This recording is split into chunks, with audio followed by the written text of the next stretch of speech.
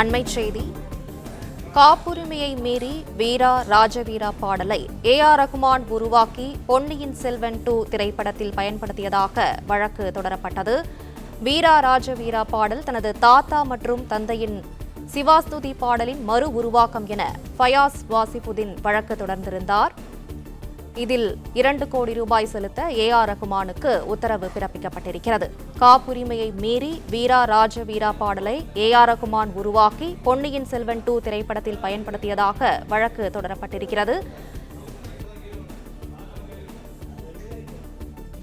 சிவாஸ்துதி பாடலால் ஈர்க்கப்பட்டு வீரா ராஜவீரா பாடலை இயற்றியுள்ளதாக ஏ.ஆர். ரகுமான் டெல்லி உயர்நீதிமன்றத்தில் தகவல் தெரிவித்த நிலையில் 2 கோடி ரூபாய் செலுத்த ஏ.ஆர். ரகுமானுக்கு தற்போது உத்தரவு பிறப்பிக்கப்பட்டிருக்கிறது. கூடுதல் விவரங்களை செய்தியாளர் ஆனந்த் வழங்க கேட்கலாம். ஆனந்த், வணக்கம். மேலும் விவரங்களை சொல்லுங்க. வணக்கம். வீர ராஜா வீரா என்ற பாடலை இசையமைத்ததற்காக 2 கோடி ரூபாய் செலுத்த வேண்டும் என டெல்லி உயர்நீதிமன்றம் உத்தரவிட்டிருக்கிறது. பொன்னியின் செல்வன் 2ஆம் பாகம் படத்தில் வரும் வீரா ராஜா பாடல் என்பது தனது தாத்தா மற்றும் தந்தை ஆகியோரின் இயற்றிய சிவா விஸ்வதி என்ற பாடல் ஆகும் எனவும், எனவே அதற்கு இழப்பீடு வழங்க வேண்டும் என கோரி டெல்லி உயர்நீதிமன்றத்தில் இந்திய பாரம்பரிய பாடகர் யாசப் வாசிபுதீன் என்பவர் தாக்கூர் என்பவர் ஒரு மனு ஒன்றை தாக்கல் செய்திருந்தார்.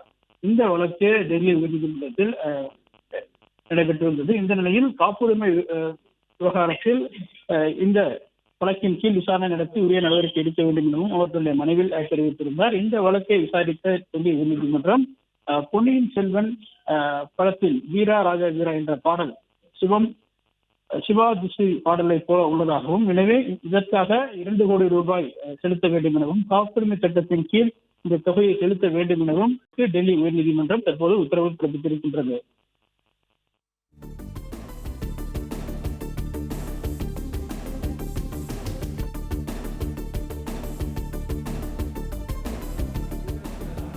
விவரங்களுக்கு நன்றி ஆனந்த்குமார்.